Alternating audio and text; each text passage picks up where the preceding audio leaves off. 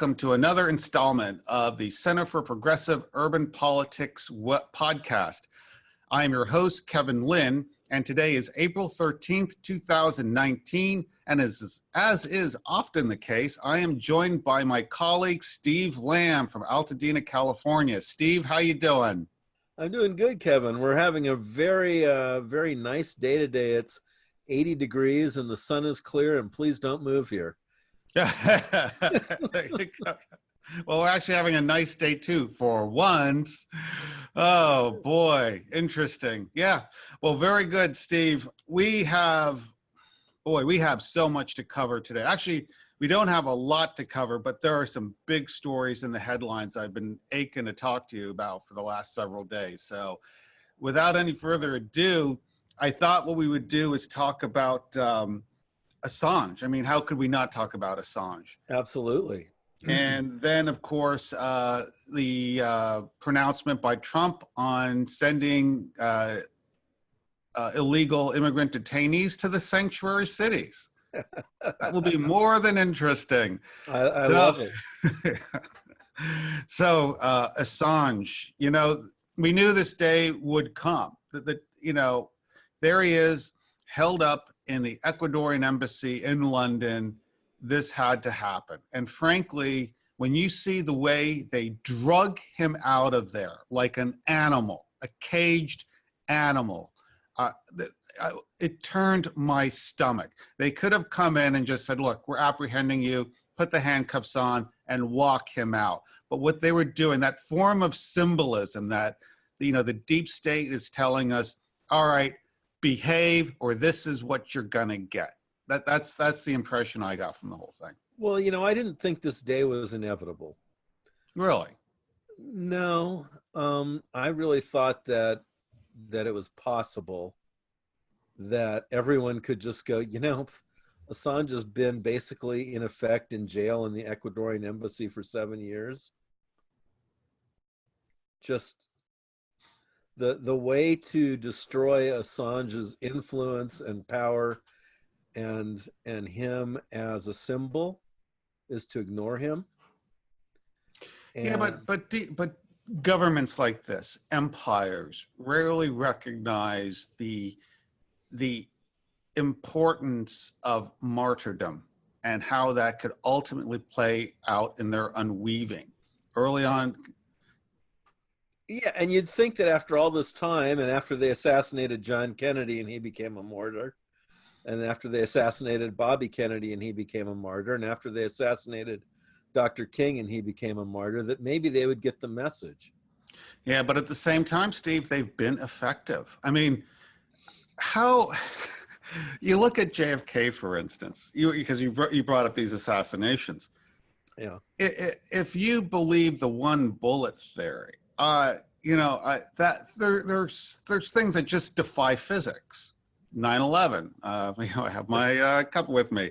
Yeah. You know, a building falling at free fall speeds, that's a controlled demolition. Again, you have to defy the laws of physics for these things to work out. Now, in the case of Martin Luther King, you don't have that issue, but, you know, it kind of shows that if you're being trailed by the FBI, you could be short for this world. Well, yeah, isn't it very strange? Malcolm X and Martin Luther King are under FBI surveillance, and while they're under FBI surveillance, they're assassinated? How the hell does that happen? Yeah, a little scary. But with Assange, I thought it was interesting because I was talking about how they hauled him out of there. Yeah. Now, he was carrying a book by Gore Vidal, and I have the article in front of me somewhere. Well, you know, we shouldn't forget who Gore Vidal was. Well, let me read this real quick here, Steve, and then Okay. we can jump into that, because I do want to get your opinion on this. Okay, WikiLeaks founder Julian Assange held onto a book about American author Gore Vidal as he was arrested Thursday in London. The book, entitled Gore Vidal, History of the National Security State, focuses on the historical events that led to the establishment of the massive military-industrial security complex. According to the book's description, the book features interviews conducted with Vidal by Paul Jay, senior editor of the Real News Network, on a number of political topics. The book was spotted in Assange's hands when he was pulled from the Ecuadorian embassy, where he was arrested on a U.S. extradition warrant. Hours later, the U.S. Department of Justice released an indictment in which federal grand jury charged Assange with federal hacking conspiracy charges. Well, Gore Vidal, the Gores, which is the family that he belongs to, Al Gore's his cousin, but the Gores have been political powers in Southern American politics for over 100 years. And Vidal deeply believed in the American Constitution and the rights of free people. But I mean, he's certainly a student of American revolutionary time history. Several of the books he wrote. I mean, how could you not be a person? How could you not write those books and not be an admirer of American history and our American political system? And so Vidal got to the point where he was very frightened about how the deep state or the national security apparatus, or whatever we want to call it, was usurping the Constitution. And fascinatingly enough, near the end of his life, he befriended and extensively interviewed the Oklahoma City bomber, Tim McVeigh. Tim McVeigh, I recall reading something about that, but go on. I'm going to try to pull an article out on that. Okay. One moment. Go ahead. Go for it. Well, and McVeigh spoke to him extensively about the corruption of the federal government and how the federal government had become a tool not of the Republic, but of multinational corporations, very much like Smedley Butler, except, of course, Smedley Butler averted a coup d'etat as opposed to trying to blow up federal buildings. Isn't that amazing? Well, I just pulled up the article, and it is from 2001. Okay. And the headline reads, "Vidal praises Oklahoma bomber for heroic aims." The writer Gore Vidal yesterday compared the executed Oklahoma bomber Timothy McVeigh to Paul Revere, the hero of American independence. In a withering address at the Edinburgh Book Festival, the liberal novelist and elder statesman of the Gore political dynasty said the former soldier, decorated for bravery in the Gulf War, wanted to send out a warning that the government had been bought by corporate America and its secret police, the FBI, were out of control. What McVeigh was saying was, the feds are coming, the feds are coming. Yeah, and so Assange, holding a book of essays and interviews about Vidal's concerns about this issue, I think he knew he was going to get arrested, and he was sending a message knowing that his arrest would be carried throughout the world by the deep state.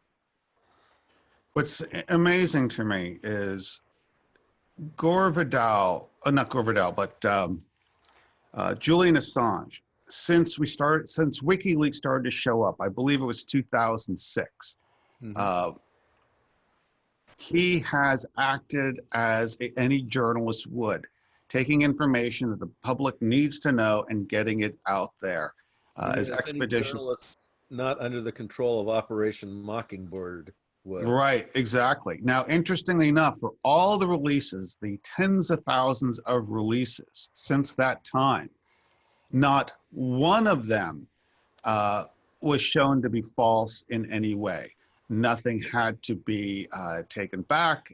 Everything was accurate. And even in the height of it, in the 2016 election, with the Podesta leaks and things like that, no one said this is false, this is a lie.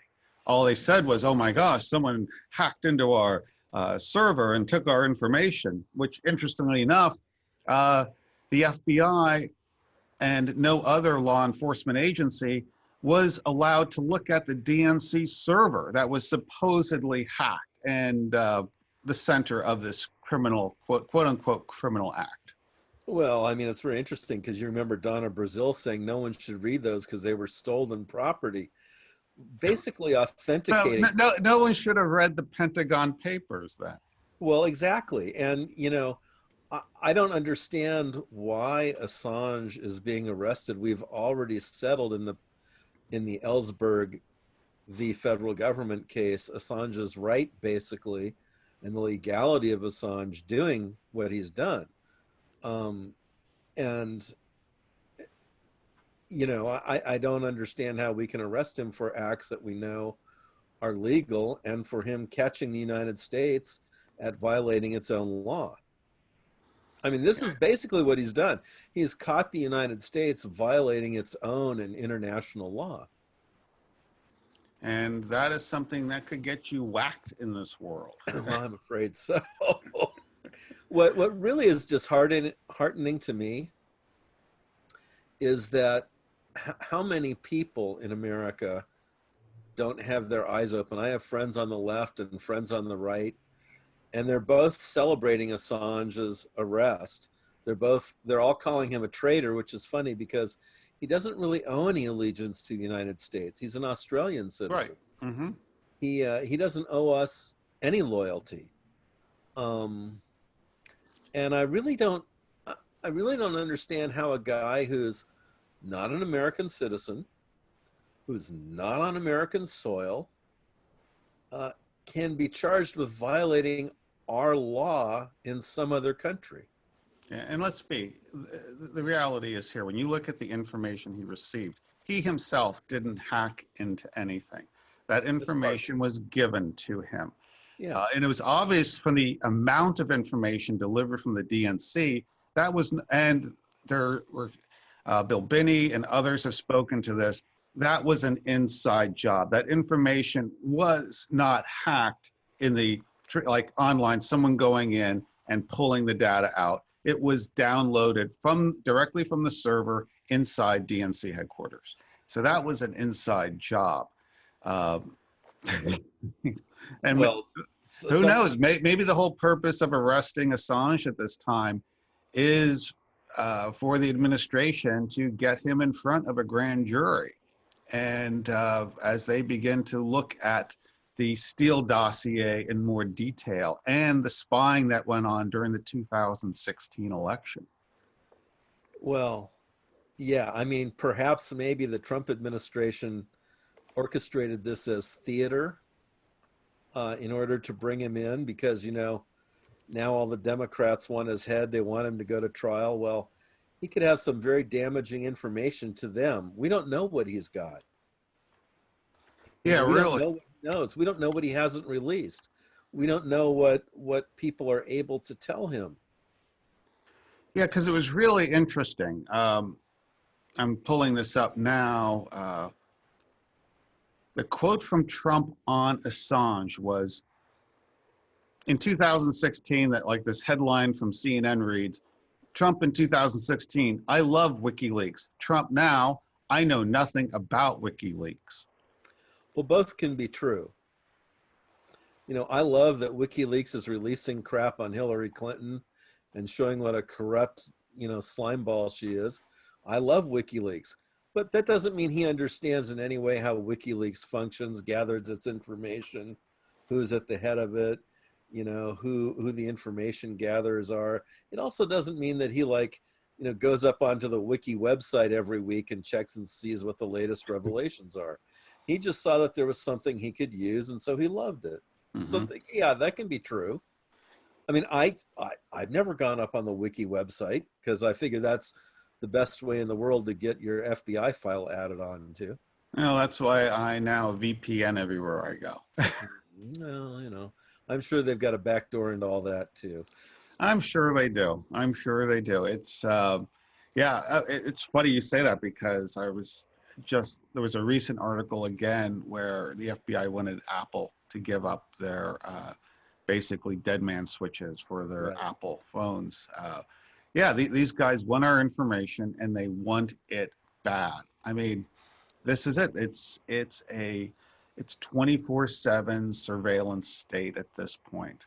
It's what George Orwell feared in 1984 has become our reality, and we just, like the people in 1984, and I couldn't understand this in 1975 when I read the book, but like the people in 1984, they just did it to us slowly enough that no one protested, not a whimper. In fact, they're getting us all to pay to participate. Oh yeah, and willingly. I mean, I'm on Facebook. I willingly give up my information Yeah. to them. Well, it used to be that if you were being bugged, the phone company had to give you your phone service for free. Oh, Now I every didn't. I one of us. wasn't aware of that. I was Oh not. yeah, yeah. The A.J. Weberman, who was one of the yippies, he once he inquired as to whether or not he was being bugged, they gave him free phone service for like 20 years because the assumption was privacy. Um, anyway, all of us are being bugged. All of our phones are being bugged, and yet we're paying. Right, and we're happy to do it. We're part of. This is a brilliant, brilliant psyop. And when I talk about the them, I'm talking about the corporatocracy. I'm talking about this fusion of corporate and government interests, deep state interests that have combined, fused together essentially to become an oligarchy or a plutocracy Yeah, that rules us and basically shears us. it's a soft fascist state. As far as we know, there are not any concentration camps. Right. I was just As far as we know. the other day, I shared a passage from Alexander Solzhenitsyn, and it was from his book, A Warning to the West from Yeah. 1976.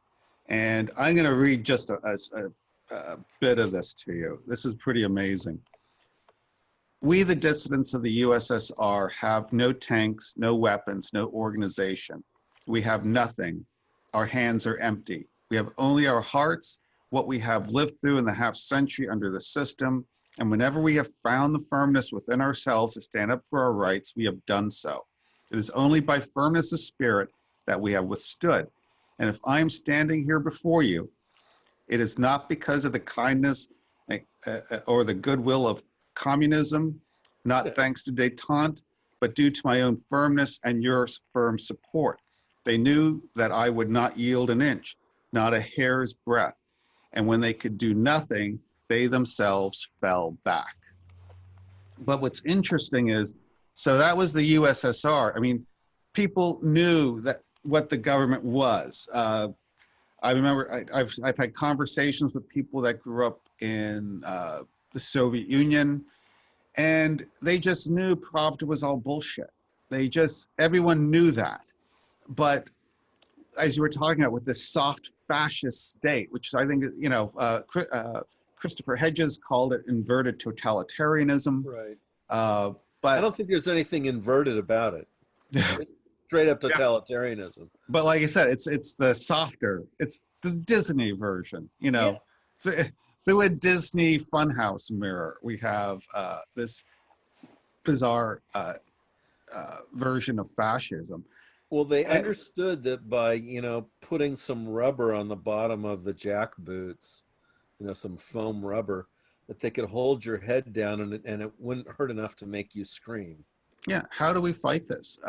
We have people that are attached to cable news, whether it's CNN, whether it's MSNBC, Fox News, NPR. It's all this, where there is opposition, it's controlled, it's all manufactured for our consumption. And people, and what's amazing, it would be one thing if people would look at it and go, oh, this is bullshit, but I got to watch it. As opposed to, wow, did you hear what CNN said yesterday?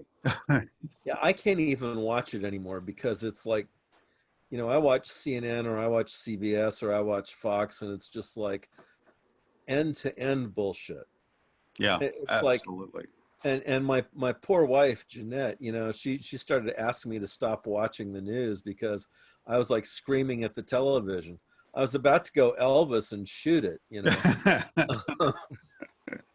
Yeah, but then you would be arrested for discharging a firearm in your neighborhood. Yeah, true. Yep. Yeah. Wow. But, Getting back to Assange. well, he's the last journalist left, and so naturally he's got to be silenced because we might find out some real truth instead of what they've told us we need to hear. Well, my thought, Steve, is like Manning, if they put him on some kind of military tribunal, because he Yeah. is not a U.S. citizen. They might do it once again at Fort Meade, Maryland. And at that point, I think the Center for Progressive Urban Politics should begin the work of organizing protests, much like they did Oh, during the Manning trials. absolutely. Well, I think it's interesting that Kavanaugh was questioned extensively uh, during his hearings, aside from who he may or may not have slept with when he was 17, um, about military tribunals for civilians. Right. I believe it was Lindsey Graham that asked him a Yeah. couple of questions about military tribunals. And at the time I thought, well, that's a completely bizarre line of questioning. Why the hell are they asking him about that? And I noticed that they real arrested Chelsea Manning on some trumped up little bullshit um, right before they arrested Assange, and so obviously they're planning on something regarding Chelsea Manning's disclosure to WikiLeaks and how they can possibly put them both in the docket and put them both away over Very that. interesting. Yeah. Wow. Well, The at deep this state point, never forgets. Do you remember who Francis Gary Powers was? oh yeah, U-2 pilot shot down. Pilot shot down. He later became a reporter, a helicopter reporter for television news out in Los Angeles. And the Soviet Union fell. And when the Soviet Union fell, all of their KGB documents and such got opened up. And about 6 months after the KGB documents got opened up, Francis Gary Powers' helicopter mysteriously went down and he died in Los Angeles. Hmm. And there's a book by former CIA folks on the U-2 airplane, Right. and it straight up states, and this blew my mind, straight up states that Powers was killed by the CIA because once the Soviet Union got opened and they got access to the records, they realized that he had completely, totally given the Sovs everything they wanted. So they took him out. Well, I'll do you one better. Remember, it was the in 2011. We had one of our AWACS surveillance planes uh, uh, uh, doing a patrol close to the coast of China, Mm-hmm. and a Chinese fighter came up and was getting very close to it. And in a little stunt that went too far, he tipped the wing. The Chinese fighter plane went down. The AWACS plane was damaged and was forced to land. Ended up they landed it on China, and of course the Chinese got access to all the crypto and everything that was there. Or did they? Now, right, and then fast forward to our invasion of Bosnia and the accidental bombing of the Chinese legation in Sarajevo. I remember that very well. Yeah, accidental Oops. bombing. Oops. Like you Oops. said, the deep state, show us respect. It doesn't matter, internal or external. You will give deference to us. Well, yeah, I mean, these people, the mafia took lessons from these folks. Yeah. What was the song from the 60s? Uh, I heard you're working for the Mafia because they wouldn't take you. Oh, no, I heard you're working for the CIA because they wouldn't take you in the Mafia. Yeah, that's pretty much the deal. Not enough honor to be taken in the mafia. Yeah. Yeah. Well, we're going to be talking, I'm sure, a lot more in the coming months about Mr. Assange, who I think we're both in agreement. He is a hero. He's an ideologue. He's a hero. And I certainly wish him the best in these terrible hours. But let's move on and talk about Trump's statement to make sanctuary cities destination points for illegal immigrants that are being detained or being released after they've been detained. You know, Kevin, I live in a sanctuary state and in a sanctuary county within that state. And, you know, I'm a fifth generation Californian. I certainly don't believe California needs another single person here. In fact, please don't move here if you're watching this from another state. Even though you're getting flooded out in Minnesota, stay where you are. No, we just stay there. Buy a rubber ducky. Anyway, but the thing about it is, as much as I'm against another soul coming to California, these California politicians have got up and told the whole world that we're a sanctuary city, state, county. We want you to be accepted here if you're an illegal alien. It's immoral as far as we're concerned for the federal government to not let you in. We're going to not participate with the federal government in enforcing federal law, and we're going to let you in. Well, so all of a sudden, you know, Trump says, oh, my detention centers are full. People are still coming because Soros is still funding them. Well, the amazing thing is it is catch and release right now. Yeah. And the sanctuary hearings are scheduled 3 to 5 years out, which basically allows someone to run around the country for 3 to 5 years. And supposedly they're going to show up for their hearing. Maybe, this is breaking the law. And this is, to me, the most frustrating thing about having conversations with, you know, our progressive brothers and sisters. They'll talk about the law, but when it comes to people coming here illegally, they're fine with people breaking the law. And to me, that just shows how hypocritical people can be.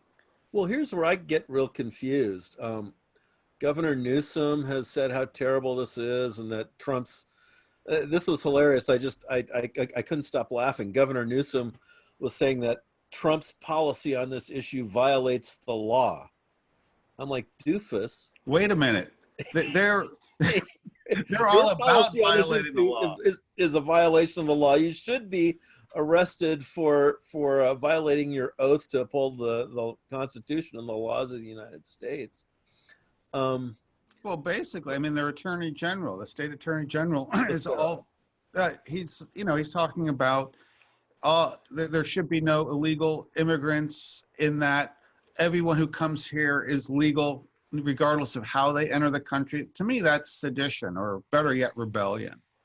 Yeah, and you know, I wish that President Trump, rather than sending the illegals here, would just perp walk the attorney general and the governor of the state and Mayor Garcetti, arrest them for sedition or rebellion, which they should be arrested for. But anyway, so they've decided somehow that it's inhumane and unconscionable to send all of these illegal aliens to the places that said they wanted them.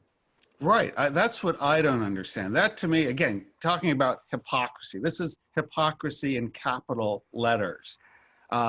Where would they have them released? Or haven't they? See, they haven't even begun to think that far ahead. Oh, no, what they haven't done. They have. Because where they would have them released is in Lancaster, Pennsylvania, is in Spring Green, Wisconsin, is in some little town in Texas. Because what they want to do, their object is not to allow sanctuary and let these people in. Their object is to fundamentally change American culture from a Protestant Judeo-Christian base to something else.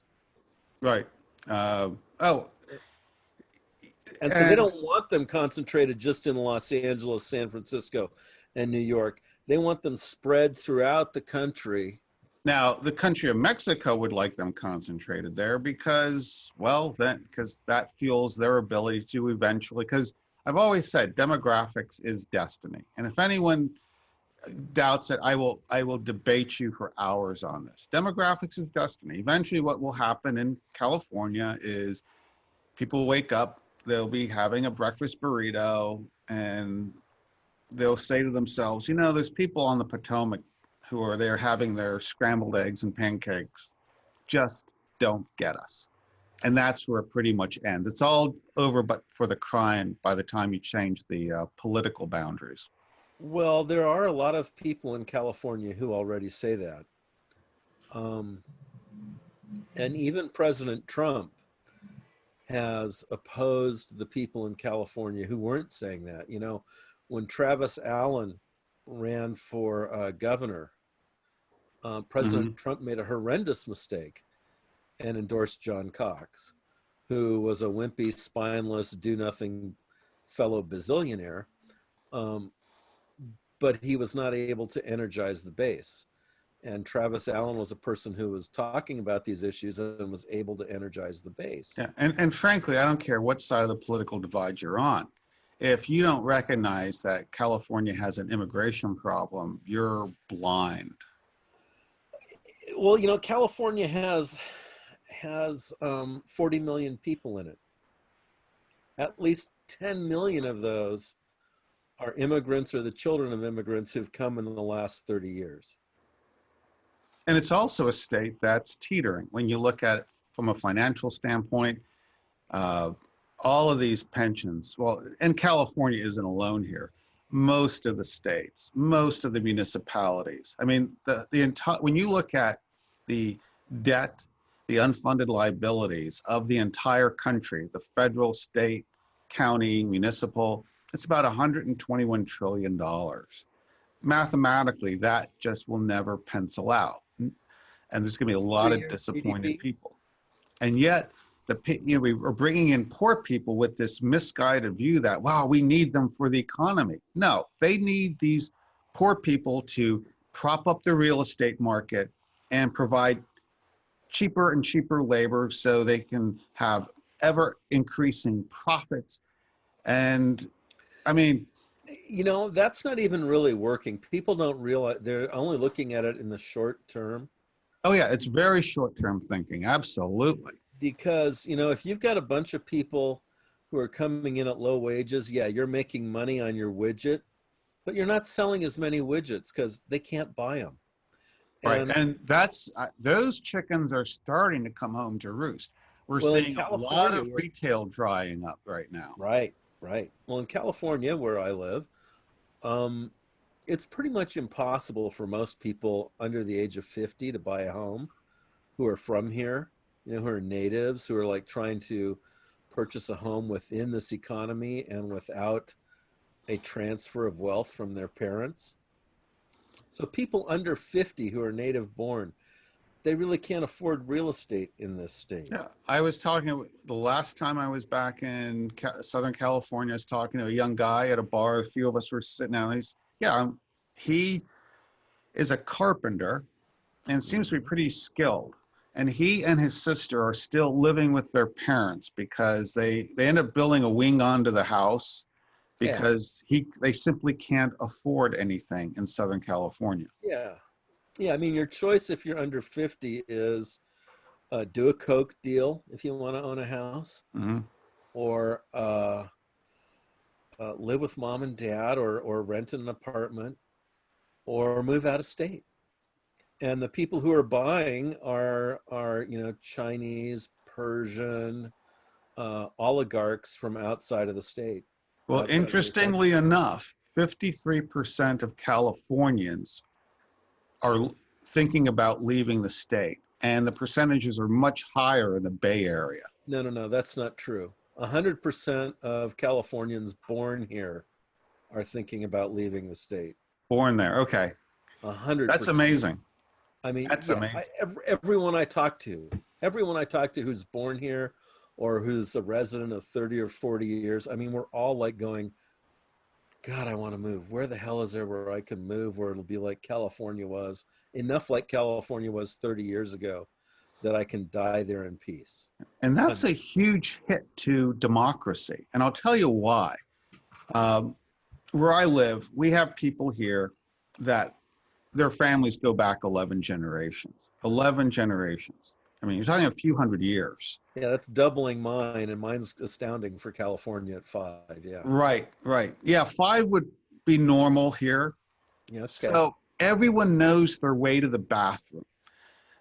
Politically, it's difficult for whether you're a township supervisor, a county supervisor, a mayor, to get away with anything because, you know, look at it in terms of fighting, like, for instance, development. Right. I belong to a group, and we are 3 out of 4 with respect to stopping new developments that threatened farmland, agricultural land. 3 out of 4. We're fighting our 5th one right now, and it's a slugfest. But you can win in this. But when you have an environment, and I knew this because when I lived in LA, I relied on you for a lot of what I would call institutional knowledge. Mm-hmm. Without that, you're flying blind. You're going to swallow whatever the current electeds, whatever whether it's a corporatocracy on a county level or the state level or the federal level, sell you. Because you can't they're selling you that, pure bullshit all the time. Yeah. Yeah. And, It's like I'm thinking, I just read the other day in the LA Times, Steve, there's the Los Angeles County Museum of Art there in the downtown. They're going to tear it down and rebuild it. Where do you come up with the money for that? Where do you come up with the money for it? Well, this is a fascinating deal, Kev. It's kind of a distraction. Please talk about it because I want to pull that article up. Go ahead. So here's the deal. We've got this guy who's the manager of the Los Angeles County Museum of Art. His name is Galvan, and he wants to build a new building. That's what he's done in the past at museums. That's kind of his thing. So he did a study. Now, the LA County Museum of Art, those buildings were built in the mid-60s. They were designed by a guy named William Piera, who was a local California architect. In the 1960s, he and Richard Neutras sort of fought for dominance of modernism in California. He did a lot of institutional work. So he did LACMA, he did the Metropolitan Water Building, he did the San Francisco, he did the San Francisco, the pyramid skyscraper. Oh, right, okay. The Transamerica building. He did that. So he was very, very important in California modernism in the middle of the century. So anyway, so they do this study and they go, well, it's going to cost $150 million to bring the Piera buildings up to earthquake standards and green technology standards and handicapped accessibility standards. And gosh, instead for $300 million, we could have a new building. Okay, so double the 150, 300 million. So double the 150, right? So then with like no public process at all. And I'm a little skeptical, 150 million to do an earthquake retrofit and earthquake and green retrofit and handicapped accessibility. That seems extreme. Did they get a second opinion on that, I wonder? Well, no, if you're building in the county of Los Angeles, and I'm very familiar with that museum. I go to a lot of openings at that museum. And getting it up to the green code and stuff, because it is 50 years old now. That would cost you some money, and there's a lot of deferred maintenance. And in the 1970s, none of the county buildings get any maintenance from the 70s till about 2000. So every building there needs a new roof. Interesting. And that's another thing. We have, again, all these unfunded liabilities out there, and deferred maintenance is one of them, whether it's a building, a metro rail line, bridge, a bridge. Yeah. So anyway, so they came up with this $300 million estimate, and he went and hired some architect with no public process at all, right? Hired this architect from Switzerland named Zumthor, because Zumthor has won a bunch of prizes. And the thing about Zumthor is he does these little tiny jewel-like buildings that have basically no program. Like he does like bus stops that are really beautiful. you know, A bus stop. Okay. bus stops, really beautiful bus stops. And he does really beautiful sort of hillside ski shelters, you know. So it's not even, it's something that's not even a whole house. You know, he does those. They're really exquisite. And he I'm does these, going to share the screen while you're talking because there's a yeah. picture of the building I have up now. Yeah. And, you know, the whole point of this building is it's going to span Wilshire Boulevard, and it's all going to be on one floor, and you're going to have to take a staircase or an elevator to get up it into the one floor. And the space, you see, it's got all It this seems like a glass. pretty small space. I mean, No, all no, things. it's pretty large. Okay. It's square foot wise, it's as large as what they've got now. But a lot of it's wasted space because that whole glass ring that encloses the building, Right. that's like 25% of the space. And it's really not suitable for hanging. You can't hang paintings in it. You could maybe put sculpture in it, but you can't hang paintings or etchings in it because it's in direct sunlight all day long. And, you know, it's going to gigantically affect the heating and cooling load on that building, because just like the United Nations building, which made this mistake, all the glass is on the east and west facade. So it's subject to all the solar heat gain all day long, right? No one's even thought about that little nasty problem yet. So this building is never going to look like this when it's done, because by the time Because through code and everything. yeah, by the time it's subjected to the code, it's not going to look like this. It's going to be significantly smaller, and it's going to cost double whatever the budget is now. And the budget now is, I think they're saying now it's gotten up to 700 or 800 million is the current budget, and they have 500 million promised from oligarchs from around the world. So yeah, so this is over $1 billion. Basically, by the time we're done, it's going to be $1.5 billion, I think. Yeah. And this, it will be where LACMA is now. Well, except it'll cross the street, so it'll Okay. straddle Wilshire. Interesting. Isn't that exciting? Yeah. Wow. And there you in a county where there's over 100,000 homeless. Well, you know, it's kind of strange to hear the county government lecture me about what I should be willing to give up in order for them to facilitate taking care of the homeless, because they've allowed people from around the world to price them out of their homes. And yet they have. Because I've always said, Steve, it's a long way to Skid Row. It starts typically with the loss of a job. Now, yet you have a lot of people that are mentally, emotionally, people who had been incarcerated, a lot of issues, but it usually stems from a lack of an opportunity to earn a living. And well, no, you can be earning a living now. You know, they've got nurses in Santa Barbara who are literally sleeping in their cars in the hospitals because they can't afford rent. And that's happening all over every high cost city, whether it's San Francisco, New York, you name it. Chicago, people are having literally they're working homeless. It's bizarre. Yeah. Oh, yeah. But I noticed the one thing that really caught my eye initially. Brad Pitt, apparently there was a public hearing, and Diane Keaton went down there, and they talked about how important this museum would be. This is amazing. I mean, they are so wealthy. And yeah, I'm sure they're going to donate $1 million or $2 million or whatever, but that's not going to faze them in the least. Again, you have hundreds of thousands of homeless in the county. You have unfunded pension liabilities. You have deferred maintenance all over that county. You have bridges. You know, you drive around Los Angeles and you realize that the majority of the bridges in Los Angeles date from the Works Progress Administration in like 1933 to 1938.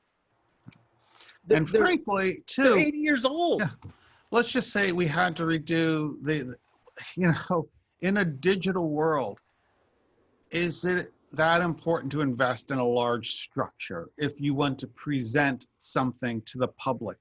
Uh, couldn't Well, there be more yeah, curated? I mean, it really is. I yeah, I mean, I love a building. I love an art museum, and I think the importance of a city is more than just commerce. It's the cultural and commercial center. They're just really important locales, and the cultural aspect is important. But You know, I've got to say the Klimt paintings, which I have had posters of for 30 years, when they were exhibited after they got released from the Austrians uh, mhm. at LACMA, seeing those things in person was so unlike seeing them in a poster. I The see. lady in gold was like the gesso was deep in 3 dimensions. Hmm. Uh, they had this one that was the tree of life, and you would look at it, and in the poster, it just looks very flat. When you look at the painting, how Klimt did it, it actually looks like it's breathing from the way the colors and the shapes are arrayed. He Hmm. tricks your eye cones into, like, you know, having the sensation that the painting's moving. You don't get that on the poster. So yeah, these things are important. Um, but we could have done it for, if we were going to do it, we could have done it for 150 million. And really, if we were going to do it and not do the upgrades, if we were not going to do the green upgrade, if we were going to leave the seismic, which was, you know, the top of the world seismic codes in 1966, if we were going to leave that alone, if we were just going to do the roofs, we could have done it for $12 million, Okay. right? So instead, we're going to spend $1.5 billion. And by the way, there's several architects who've analyzed Zumthor's design, and it doesn't meet the functional needs of the museum, and it doesn't meet the needs that are being taken care of now. Yeah, and the So, reason, I question that initial uh, study on the mhm. cost is uh, here in Lancaster, like right outside my back door, we fought a 14-story building from going in, and last week we were successful. It was 2 weeks ago, 3 weeks ago, a unanimous decision by the Historic Commission to not allow this, and our City Hall unanimous decision not to. But they also wanted to demo the building because they claimed that it was it was too great of an economic burden for them to stabilize and rehab the building. So they had to demo it. So well, they why the came up, foundations are going to cost them the same or more for a new building? yeah, well, they came up with this analysis that it would be 5.6 million to stabilize and rehab and get the building to really good. But the guy who did the study that made that proposal was the guy that they were also going to commission to build the 14-story structure. Well, were So they saying that the 14-story structure was going to cost less? no, it's just the current structure. It's an old warehouse from that pre-civil, actually post Civil War Oh, warehouse. very nice. Yeah, it's not a beautiful building or anything, but it's on the National Register of Historic Buildings, Yeah. and these are it's all part of that character of that neighborhood that I live in. And but again, I'm sure if you had someone else give a proposal for that, you would find it's a lot less to stabilize the building. And Well, but even let's say that Galvan went out and got the most expensive estimate he could at that for $150 million. Um, his minimum cost when he first went out and hired an architect was double that, and it's going to be 10 times that by the time we're done. And meet the code, you're saying. well, to meet, the energy code and to meet the earthquake code, I mean, let's stick a building on pylons and basically build a freeway overpass, basically what it's going to have to be, uh, over Wilshire Boulevard, right? Mm-hmm. And then let's enclose the thing in glass and air condition it, and try to meet the green code. Yeah. Good luck with Yeah, that. Good luck with that one. yeah. And you know, you just look at this thing and you just shake your head and oh my God, you know. But they're pushing through with it, and the profligate board of supervisors, you know, being so excited about this building because they're going to get their names on a bronze plaque for 50 years, Yeah. is more than willing to spend the money. And, you know, And again, when so many things are wanting, uh, it's so there we go. That's the world we live in right now. It's a dystopia in so many respects. And they, you know, the powers that be just seem to want a citizenry that is blind to what is really going on. And that's one small example, but then you also have larger examples when it comes to things like immigration, and also the the workings of the empire that are revealed by people like Julian Assange, the invade and invite paradigm, neoliberalism, where all they want is the free flow of money and people across borders, and the end of the nation state. It's scary. It's frightening to me. Not frightening, but it's it, I'm upset and seriously concerned that we may not have we may not have a United States as we know it in a few years. well, and And it's I'm interesting. talking politically. I'm talking literally. They might just decide to pull down the facade altogether and install some kind of an emperor. You know. You know, it's interesting though when you look at LACMA because it's emblematic of this. You know, when that building was built in 1966, 64, 66, um, it was funded entirely by local tax dollars. They Because there hired, was it was a strong tax base. There was a there was strong aerospace, middle there was class. agriculture, there was, yeah. You want to hear something wild, Steve? Okay. So when it comes to income inequality, if you looked at California versus other nations around the world, Mm-hmm. it ranks number 17.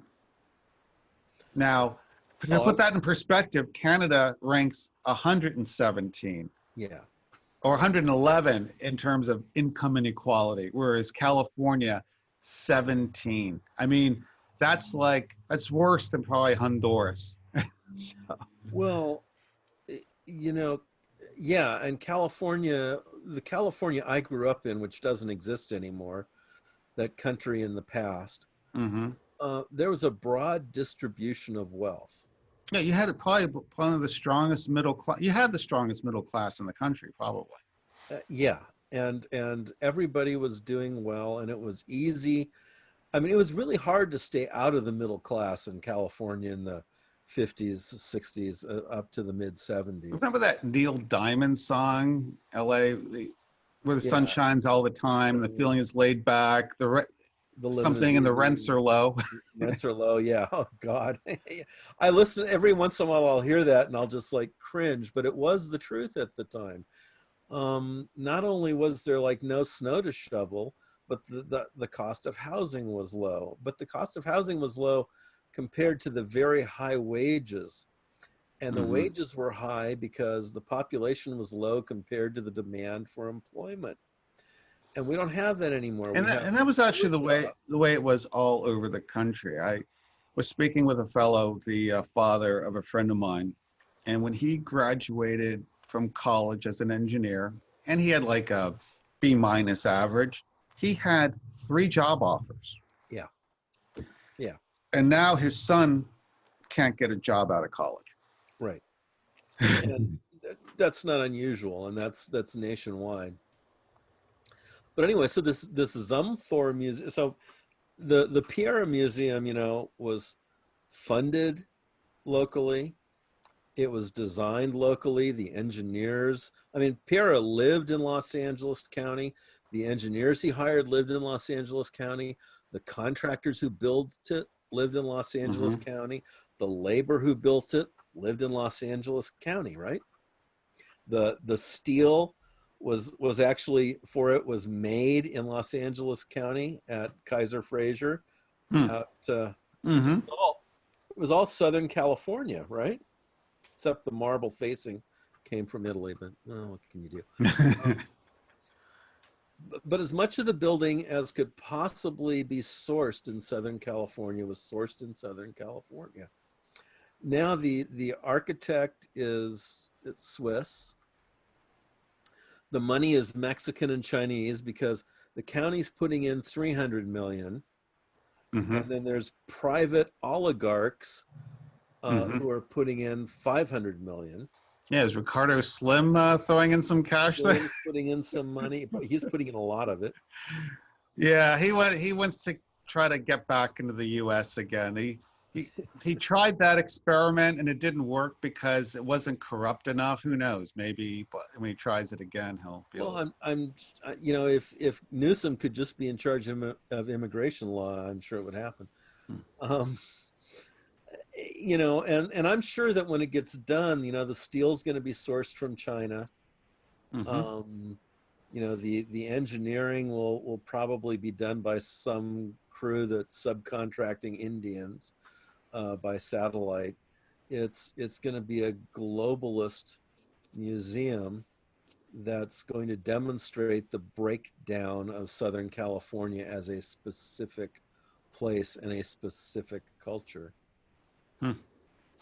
Yeah, tragic. But it's interesting to look at that as a microcosm as to what's going on in a much broader context. Well, then hilarious enough, it crosses Wilshire, right? But Wilshire's crumbling. Unbelievable. Yeah, it is. It is. Yeah. I mean, the paving is crumbling, the sewage system underneath it's crumbling, the gas lines all throughout California. This is becoming a problem. You know, the natural gas lines, most of the major trunk lines date from anywhere from the 1890s to the 1920s. So basically at a minimum, they're 100 years old, more or less. And the same with the water, the same same, yeah. Water. And the things are cracking. And every once in a while, a neighborhood will light on fire, which no one will have expected because, again, no one's done any maintenance here since at least the 1970s. I remember it. I bet you it was 5 years ago. I sat in on a Los Angeles Department of Water Power annual address by the guy who's I think the chairman or the executive of it. Yeah. And he literally stated, "We do not have money for maintenance. When it breaks, we will fix it." How can you run a city in the long term on something on a philosophy like that? And you know, he wasn't being flippant. He's like, "These are the resources I have." Yeah, when there's an emergency, I will go fix it. Otherwise, there's no maintenance happening. And this is really an incredible amount of corruption going on. You know, they'll say, well, you know, Prop 13, but everything in California has turned over 3-4 times since Proposition 13. When Right. Prop 13 passed, you know, my house. You have a few holdouts like Disney hasn't gone anywhere. But well, okay, those are rare. Yeah, my father hasn't turned over. Right. But my father, you know, who bought his house in 1968, his property taxes are 10 times what they were in 1968. I mean, they're still because they still were able to, you know, you have mud issues that get funded. Yeah, and all sorts of little incremental things. And you know, my taxes are 3 times what they were when I bought the house 30 years ago. And the person who lives down the street from me who just bought their house, well, their property taxes are 3 times what mine are, and they're 3,000% what the property taxes were when Prop 13 passed. And yet California still doesn't have enough money to do minimal maintenance on anything. Yeah, let alone be a play, you know, LA Unified. Do you really want to send your kid to LA Unified unless it's one of 2 districts? You know, crazy. Well, Steve, we are Unified, Pasadena Unified. The schools are all failing, and you know, something we could talk about too is the teachers union now in California is trying to pass legislation to regulate charter schools to make it more impossible to run a charter school. because they don't like the competition. I don't know. And a charter school, they don't hire all these supervisors, security people, all of these things. And you can actually educate, and there's a value there. But well, Steve, we are at our hour, a little over. Okay. So we're going to end it for today. But boy, great conversation, Steve, as always. I think our audience will get a lot out of this. And Steve, I want to thank you for joining me. And to our audience, thank you for joining us as well. If you enjoyed this video, please give us a thumbs up, subscribe, and we'll see you next week.